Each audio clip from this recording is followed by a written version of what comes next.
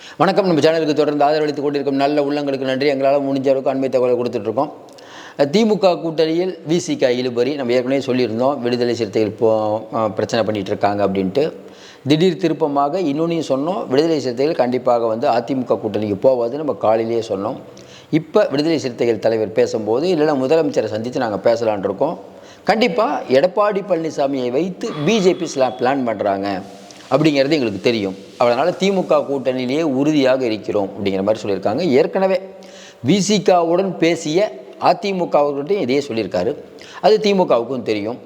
இன்னொரு பக்கம் காங்கிரஸுடைய விஷயங்கள் இன்னும் முடிவடையலை. லேட்டஸ்ட்டாக எல்லாருக்கும் சொல்கிற தகவல், பழைய சீட்டில் ஒரு சீட்டு கூட குறைவாக வாங்க இப்போது காங்கிரஸ் தயாராக இல்லை. இன்னொன்று, அவங்கள இங்கே நிறுத்துங்க அங்கே நிறுத்துங்கன்னு சொல்கிறத மேலிடம் ரசிக்கலை. இது ரெண்டு விஷயம். மற்றபடி எல்லாத்துக்கும் இப்போ இதுவாக இருக்குது. இதில் எல்லாருக்கும் தெரியாத சந்தேகம், மனிதநேய மக்கள் கட்சிக்கு ஏன் ஒரு சீட்டு ஒதுக்குறாங்க? வேல்முருகன் கட்சிக்கு முதலமைச்சரே நல்லபடியாக பேசினார் அப்படின்னு வேல்முருகன் சொல்கிறாரு. கண்டிப்பாக எங்களுக்கு ஒரு தொகுதி கொடுப்பாருன்னு சொல்கிறாங்க. ஏன் சீட்டே இல்லாத போது இவர்களையெல்லாம் ஏன் உள்ளே சேர்க்கணும்? இவர்களெல்லாம் உள்ள முதல் லிஸ்ட்லேயே இல்லை. கமலஹாசனுக்கு 2 தொகுதி 1 தொகுதினாங்க, இன்னும் அது ஃபில்லப் ஆகலை. அவருக்கு என்ன நிர்பந்தம்? திமுக என்ன சொல்லுது? கமலஹாசனுக்கு இருக்கக்கூடிய நெருக்கடி என்ன? இன்னும் குறிப்பாக சொல்லணும்னா, திமுக கூட்டணி எல்லாமே ஏற்கனவே கூட்டணி இருக்கிற கூட்டணியை மெயின்டைன் பண்ண முடியாமல் திமுக தடுமாறுவது ஏன்? அதிமுகனாவது புதிய கூட்டணி, திமுக இப்போ இருக்க கூட்டணி, அதில் என்ன தடுமாற்றம்? ஏன் முதலமைச்சர் நேரடியாக செல்வ பெருந்தகையோ இல்லை மல்லிகார்ஜுன கார்கையோ விடுதலை சிறுத்தைகளையோ பார்க்க தவிர்க்கிறாரு? வேலுமுருகனை கூட ஏன் பார்க்க தவிர்க்கிறாரு? நடுவில் என்ன நடக்குது அப்படிங்கிறத தான் பார்க்க போகிறோம். தமிழகத்தில் பல விஷயங்கள் கூட்டணி தர்மத்திற்காக இன்றைக்கி திமுக கூட்டணி கட்சிகள் திமுகவுடைய பிரச்சனைகளை பேசுவதில்லை. குறிப்பாக இந்த போதை மருந்து, இந்த போதை பிரச்சனையில் பார்த்திங்கன்னா, அந்த சாதிக் பிரச்சனை பெரிய அளவுக்கு போயிட்டுருக்கு.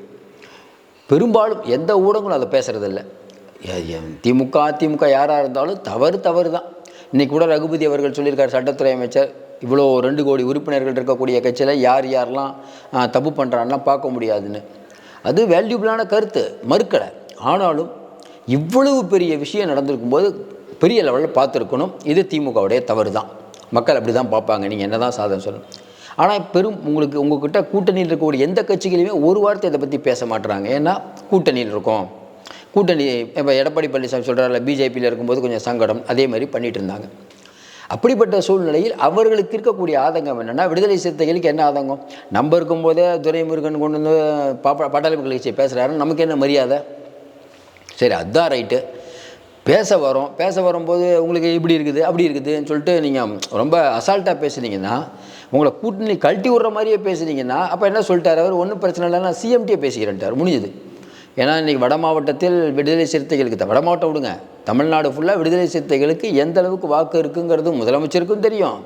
இவங்க அசால்ட்டு இவங்களை வேணான்னு சொல்கிறவங்களுக்கு தெரியும், திருமாவளவனுக்கு தெரியும், அவங்க பலம் உங்களுக்கு தெரியும். என்ன ஒன்று, ஒரே விஷயம் தான் தொடர்ந்து நம்ம சொல்லுவோம். திருமாவளவனை பாராட்ட வேண்டிய விஷயம் என்னென்னா, எவ்வளவு கட்சிகள் பிஜேபியோட சமரசமானாலும் சமரசத்துக்கு ஆட்படாமல் இன்னும் உறுதியாக இருக்கக்கூடிய ஒரு தலைவர் திருமாவளவன். மாற்றுக்கருத்தே இல்லை. அவர் மேலே நீங்கள் 1000 குறை சொல்லுங்கள், இந்த விஷயத்தில் கரெக்டாக இருப்பார். அப்போ அவங்க என்ன கணக்கு பண்ணுறாங்க? விடுதலை சிறுத்தைகள் அதிமுகவுக்கு போயிடும், நம்ம சீட்டு கொடுக்கலனா. அதையும் ஒத்துக்கிட்டார். அப்படிலாம் போக மாட்டாங்க, திமுக கூட்டணி தான் இருப்பாங்கிறார். இது வித்தியாசமாக இருக்குது ஸ்டாண்டே. எல்லோரும் என்ன நினைப்பாங்க? இப்போ செல்வப்பெருந்தகைக்கு என்ன சொன்னார்? தனித்து போட்டியிடவும் நான் தயங்க மாட்டேன். அது ஒரு ரூட்டு. தனித்து போட்டியிடவும் தயங்க மாட்டேன் அப்படின்னு செல்வப்பெருந்தகை சொல்கிறது ஒரு ரூட்டு. அது திமுகவுக்கு என்னடா அது இப்படி பேசுகிறாரு டெல்லியில் வந்ததுக்கப்புறம் அப்படின்னு எப்படி ஒரு மறைமுகமான பேச்சு. ஆனால் திருமாவளவன் அதெல்லாம் சொல்லலை. உங்களோட தாங்க இருக்கேன், பார்த்து எனக்கு சீட் கொடுங்க. சரி, அப்படி எதுக்கு 3 சீட்டை கேட்குறாரு? 3 சீட்டு கேட்கும்போது பலவிதமான விஷயங்கள். 3வது சீட்டு கள்ளக்குறிச்சியை கேட்குறாரு. கள்ளக்குறிச்சியில் இப்போ யார் நின்னாலும் லட்டு மாதிரி ஜெயிக்கலாம். என்னங்க, கள்ளக்குறிச்சியில் தெய்வசிகாமணி நின்று அவர் சரியான பேர் கூட இல்லைங்க. அவர் மேலே ஏற்கனவே சம்மன் முறைகேட்டு இருக்குது. அவங்க அப்பா அமைச்சரே போயிட்டார். இல்லைங்க, அவர் நம்ம ஏற்கனவே சொன்னோம் அவர் நிற்க போகிறதில்லன்னு. என்னன்னா இப்போ அவருனாலே ஜெயிப்பார். ஏன்னா அங்கே நிற்கக்கூடியது தேமுதிகவில் கள்ளக்குறிச்சியில் ஏற்கனவே சுதீஷ் நின்று தோத்தார். அப்போ அவங்க சொன்னது என்னென்னா, முனுசாமி டபுள் கேம் விளையாடிட்டார் அப்படிலாம் சொன்னாங்க. இப்போ அதே சுதீஷ் நின்னாலும் சரி, யாருனாலும் சரி, கள்ளக்குறிச்சியில் இந்த பக்கத்துலேருந்து விடுதலை சிறுத்தைகள்லேருந்து இப்போ தெரிஞ்ச வரைக்கும் ஆதவ் அர்ஜுன் நிற்கிறார். ஏன்னா கண்டிப்பாக ஜெயிப்பார், 100% ஜெயிக்கக்கூடிய தொகுதி எழுதியே கொடுத்தலாம். இதை நமக்கு தெரிஞ்சு தேமுதிக வேலையை பார்க்க வேணாம். ஏன்னா அதிமுக ரெட்டலை நின்னாவே டஃப்பு, ஓரளவுக்கு தான் டஃப் கொடுக்க முடியும். தேமுதிக நின்னா அவங்களுக்கு இருக்க தெரியுமே, தேமுதிகவுக்கு எந்த அளவுக்கு தமிழகம் முழுக்க வலிமை இருக்குதுன்னு தெரியும். நமக்கு தெரிஞ்சு எடப்பாடி பழனிசாமி சும்மா ஒரு இதுக்காக வேணால் வச்சுக்கலாம், கூட்டணியில் இருக்காங்கன்னு அவருக்கும் தெரியும். இவங்க வாக்கு சதவீதம் ரொம்ப கீழே, அவங்க 1% 1% ஆயிடுச்சு. இப்போ வாக்கு 1.5 ஏதோ சொன்னாங்க. அப்படிப்பட்ட சூழ்நிலை இன்றைக்கி விஜயகாந்துக்கு இருக்கிற மாஸ் இப்போ இல்லை. அப்போ விஜயகாந்த் கட்சி அங்கே நிற்கும் போது அவருடைய ஆதரவாளர்கள் எப்படி வேலை செய்வாங்க? அவங்க கூட இருக்க அதிமுக எப்படி வேலை செய்யும்? இறங்கி வேலை செய்யுமா? அதிமுகனா ஃபைட்டு வேறு. அதனால் இன்றைக்கி அழகாக அந்த சீட்டை கேட்குறாரு. இதுலேயே நிற்கிறேன்ட்டாங்க, பொதுச்சின்னம். ஆனால் 3 சீட்டு கன்ஃபார்ம் வேணுங்கிறாங்க. அதுவும் இல்லாமல் இந்த தடவை ரவிக்குமாரோ யாரோ நின்னா கூட அவங்க பானையில் தான் நிற்கணுங்கிற முடிவில் இருக்காங்க. ரொம்ப தெளிவாக இருக்காங்க. சிஎம்டே பேசிக்கிறேன்ட்டாங்க. அதனால இது பிரச்சனை இருக்குது. இன்றைக்கி ரொம்ப தெளிவாக வேறு சொல்லிட்டார், இன்னும் டைம் இருக்குதுங்க பார்த்துக்கலான்ட்டு. விசாரித்த வரைக்கும் உயர்மட்ட குழுவிலேருந்து எல்லாருமே இல்லைங்க, கண்டிப்பாக இந்த தடவை நம்ம சின்னத்தில் தான் நிற்கிறோம், அதேமாதிரி வன்னியரசுக்கு சீட் கொடுப்பாங்க பொழுது நிற்கணும் அப்படின்னு ரொம்ப தெளிவாக இருக்காங்க. அதனால் இந்த தடவை விடுதலை சிறுத்தைகள் 3 சீட்லேருந்து குறையாதுங்கிறத இப்போ நம்ம லேட்டஸ்ட்டாக புரிஞ்சிக்க வேண்டியது. ஏன்னா சிஎம்மை பார்த்தாங்கன்னா நமக்கு தெரிஞ்சு கண்டிப்பாக ஒர்க் அவுட் ஆகிடும். ஏன்னா சிஎம்கிட்ட பேசி கன்வின்ஸ் பண்ணிடலாம். அதனால தான் சிஎம்ஐ பார்க்க விடாமல் சில வேலைகள்லாம் நடந்துட்டுருக்குது. இது விசிகா. ஏற்கனவே எடப்பாடி பழனிசாமி பிஜேபியுடைய ஆள் அப்படின்னு திருமாவளவன் சொன்னது எடப்பாடி பழனிசாமி தரப்புக்கு ஷாக். இனிமேல் அந்த அளவுக்கு பேச முடியாது இல்லை, அவர் தான் சொல்லிட்டார், இவ்வளோ தூரம் வெளிப்படையாக சொல்லிட்டார். அப்போ கூட்டணி அடைபட்டுச்சு. இன்னும் குறிப்பாக சொல்லணும்னா இப்போ விடுதலை சிறுத்தைகள் சொன்ன விஷயம் பாட்டாளி மக்கள் கட்சிக்கு கொஞ்சம் கெயின். ஏன்னா இவர் இல்லை நான் யோசனையில் இருக்கேன்னு சொல்லியிருந்தா பாட்டாளி மக்கள் கட்சி யோசிக்கும். ஒருவேளை விடுதலை சிறுத்தைகள் போய் அதிமுகவில் சேர்ந்தால் பாட்டாளி மக்கள் கட்சி போக முடியாது, அவங்க திமுகவுக்கு போயிடுவாங்க, அப்படி கூட யோசிக்கலாம். இது பெரிய ஆனால் திமுகவில் அவ்வளோ சீட்டு கொடுக்க மாட்டாங்க. இப்படிப்பட்ட சூழ்நிலையில் விடுதலை சிறுத்தைகள் அழகான ஒரு தெளிவான முடிவு அவங்க முடிவு எடுத்ததுக்கு, இன்றைக்கி திருமாவளவன் முடிவு எடுத்ததுக்கு காரணம் நம்ம என்ன யோசிக்கிறோம்னா, அதிமுகவை போகமாட்டேன்னு சொல்கிறதன் விளைவாக இன்றைக்கி நம்ம பாட்டாளி மக்கள் கட்சிக்கு அதிமுகவில் சேர வேண்டிய நிர்பந்த தேர்வு, திமுக கூட்டணிக்கு வர முடியாது. இது ஒரு பக்கம். இன்னொரு பக்கம் காங்கிரஸை பொறுத்த வரைக்கும் தொடர்ந்து நம்ம சொல்லிகிட்டு இருந்தோம், இல்லைங்க அவங்க பழைய சீட்டு கொடுக்கலன்னா ஒத்துக்க மாட்டாங்க. முதல்ல இருந்த காங்கிரஸ் இல்லை, மம்தா பானர்ஜி 2 சீட்டு கொடுக்குறதே வேணான்னு சொன்னவங்க, அதனால தான் இழுபறி. இப்போதைக்கு அது முடியாததுக்கான வாய்ப்பு இல்லை, இழுத்துக்கிட்டே தான் இருக்கும், பேச்சுவார்த்தை முடியாததுக்கான வாய்ப்பு இல்லை. இது அந்த தொகுதி கொடுக்குற வரைக்கும் இது இப்படித்தான் நடக்கும். அநேகமாக எப்பயும் போல் இந்த எலெக்ஷன் இதெல்லாம் அறிவிச்சிருவாங்க. ஆனால் திமுக தலைமை வேகப்படுத்திட்டு இருக்காங்க, எந்த அளவுக்கு போகும் தெரில. இன்னும் குறிப்பாக கதிர் ஆனந்துக்கு சீட் இல்லைங்கிறது இப்போ நம்ம பேசிகிட்டு இருக்க வரைக்குமான முடிவு. ஏன்னா ஏசி சண்முகம் அந்த ரிப்போர்ட் எல்லாம் வந்தாலும் எதை கூட்டி கழித்து பார்த்தாலும் அவங்களுக்கு ஒன்றும் வேலைக்கு ஆகலை. அதனால தான் ராமநாதபுரத்தில் முஸ்லீம் லீக் கொடுக்கறத வேலூரில் நிற்க வைக்கிறதா இருந்தது. வேலூரில் மட்டும் நீங்கள் நவாஸ் கனியோ இல்லை முஸ்லீம் லீக் கொடுத்தீங்கன்னா தூக்கி சாப்பிட்டு போயிடுவார் ஏசி சண்முகம், திமுக நிற்கணும் அப்படின்னு சொன்னதுனால தான் நீங்கள் ராமநாதபுரத்தில் இல்லைங்க அப்படின்னு அவங்க ராமநாதபுரம் நவாஸ் கனியும் கொடுத்துட்டாங்க. அதே மாதிரி கொங்கு நாமக்கல் அங்கேயே நின்றுக்கோங்க. என்ன சிக்கல்னா திமுக என்ன நினைக்குதுன்னா, மதுரை திருச்சி உள்ளிட்ட நகரங்களில் நம்ம நிற்கணும்னு நினைக்குது. கொங்கு பகுதியில் கொஞ்சம் டஃப் கொடுக்கணும்னு நினைக்கிறாங்க. ஆனால் என்னன்னா இங்கே இன்றைக்கி இருக்கக்கூடிய நிலைமையில் கமலஹாசனுக்கு 2 சீட்டு கேட்குறாரு, உதயசூரில் நிற்க மாட்டேங்கிறார், டார்ச் லைட்டில் தான் நிற்கணுங்கிறார். அது ஒரு பெரிய பஞ்சாயத்து, அது பெருசாக ஓடிட்டு இருக்குது. இல்லைன்னா எப்போயோ முடிஞ்சிருக்கும்.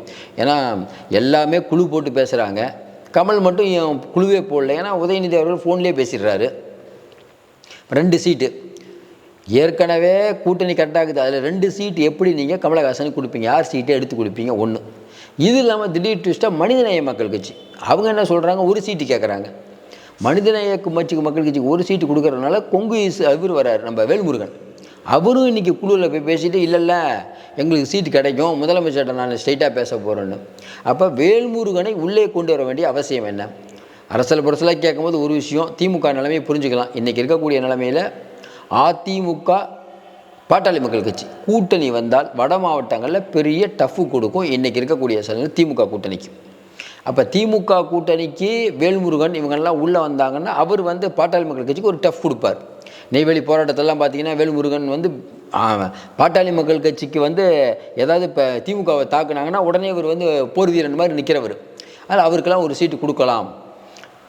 அப்போ போன தடவை வாங்கின அந்த எண்ணிக்கை திமுக இந்த தடவை நிற்கிறதுக்கான வாய்ப்பில்லை.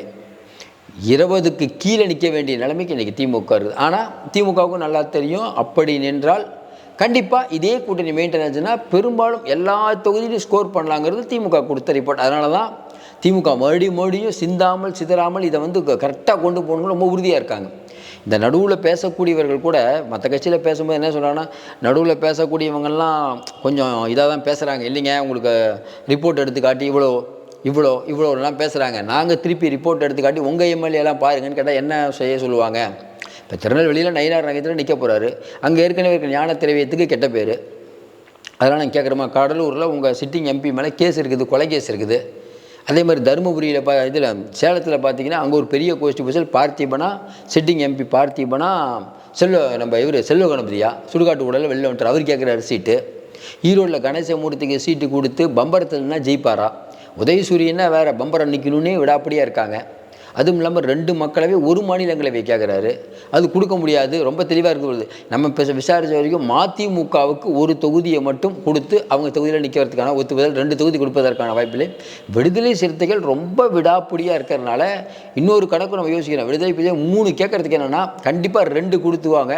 அதில் 2லேயும் நாங்கள் எங்கள் சின்னத்தில் நிற்போன்னு கடைசியாக சொல்லலாம். இன்னும் நமக்கு தெரில. ஆனாலும் இது போகிற பார்த்ததெல்லாம் கண்டிப்பாக இந்த தடவை 2 பானையில் நிற்கணுங்கிறது உறுதியாக இருக்குது. அதில் மாற்று கருத்தே இல்லை. அப்போ கூட்டி கழிச்செல்லாம் பார்த்தீங்கன்னா திமுகவுக்கு இந்த சீட் ஷேரிங்கை முடிக்கிறதுக்குள்ளேயே பெருசாக தலைவலி இருக்குது. அந்த அளவுக்கு பெரிய ஸ்ட்ரெஸ் உள்ள ஒரு விஷயமாக பார்க்கப்படுது. காங்கிரஸ் இப்போ இருக்க கூட்டணியில் மறுபடியும் சொல்கிறோம், ஒரு கட்சி கூட வெளியில் போவதற்கான வாய்ப்பில்லை. திமுக தலைமை, அதாவது தலைமையை சொல்கிறோம், இங்கே இருக்கவங்களுக்கு திமுக தலைமை கண்டிப்பாக ஒருத்தரை வெளியில் விடக்கூடாதவங்களும் ரொம்ப தெளிவாக இருக்காங்க. அதனால தான் முதலமைச்சர் கார்கேயை பார்த்து பேச மாட்டுறாரு, விடுதலை சிறுத்தைகளை பார்த்து பேசுகிறார். பேசி கீசி ஏதாவது இப்போவே பிரச்சனை ஆகிடுச்சுன்னா வேணாம், எல்லோரும் கூட்டி சொல்லுங்கள். சப்போஸ் அவர் பார்க்குறாரு 3 சீட்டு கொடுக்குறோன்னு கேட்குறாரு, நான் என்ன பதில் சொல்கிறது? இல்லை விடாப்படியாக இருந்தால் நான் என்ன பதில் சொல்கிறது? இது தெரியாமல் அவர் போக மாட்டார் களத்துக்கு. ஏன்னா சிஎம் நிறைய மீட்டிங்கில் இப்போ கலந்துக்கிறதே இல்லை. அதுவே எங்கள் கீழே இருக்கவங்களுக்கு ஒரு அட்வான்டேஜ் எடுத்துக்கிறாங்க. ஏன்னா களத்திலுடைய நிலவரம், இப்போ திருநாவுக்கரசர் திருச்சியில் நேரு அவங்க பையன் சீட் கேட்குறாரு, பெரம்பலூரில் நேரு பையன் பாரிவேந்தர்னா டஃப் ஃபைட்டு. பாரிவேந்தர் இறங்கி நேரு செலவு பண்ணுவார். இருந்தாலும் இப்போ நேருக்கு கொடுத்தீங்கன்னா கம்பன் கேட்பார் சீட்டு, திருவண்ணாமலை கம்பன் கேட்பார். இப்படி வாரிசுகளுக்கெல்லாம் கொடுக்கக்கூடாதுன்னு ஏற்கனவே ஒரு பிரச்சனைகள் ஓடிட்டு இருக்குது. இப்படிப்பட்ட சூழ்நிலையில் இப்போல்லாம் விசாரித்த வரைக்கும் திமுக கூட்டணி இவ்வளோ பிரச்சனைகள் இருக்குது. தொடர்ந்து நம்ம சொல்கிறோம், இது அங்கிருந்து வரக்கூடிய இப்போ முழுக்க திமுக ஜெயிக்குதா அப்படிலாம் நம்ம பேசலை. இன்றைக்கி இருக்கக்கூடிய சூழ்நிலையில் பாட்டாளி மக்கள் கட்சிக்கு அதிமுக உறவு ஏற்பட்டுருச்சு, ஓரளவுக்கு ஏற்பட்டதனால் திமுக இவ்வளோ யோசிக்குது. இல்லாட்டினா கூட அடிச்சிருவாங்க, யோசிக்கிறாங்க.